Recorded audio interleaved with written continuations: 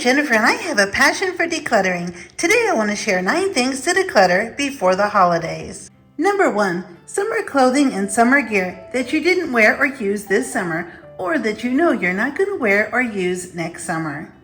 Number 2, clearing out your freezer and pantry to make room for all of your holiday food coming up. This is a great time to clear out all of these things before the new season. Number 3, expired sunscreen. If you have sunscreen that is expired, it's time to throw that out because you won't want to use that next season. Number 4, summer decor. Whether it's worn or weathered or you don't plan to use it again, this is a great time to get rid of it instead of storing it. Number 5, fall and Christmas decor that you didn't use last season and you don't plan to use again. Number 6, school and office supplies that you don't plan to use or have excess of. You can donate this or throw out the excess.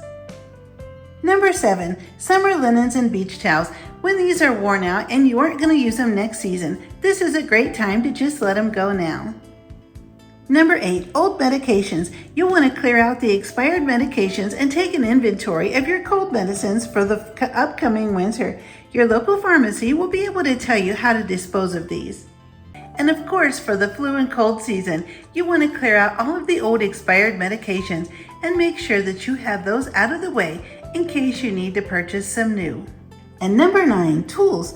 Garden tools, lawn equipment, hedge clippers, shrub trimmers, anything that you're not able to use any longer or that it's in very poor condition. It's a great time to clear out all of those tools that you won't be using again. I am so happy you're here. I appreciate it so much, and I would be so grateful if you click the like button and subscribe. And I'll see you next time.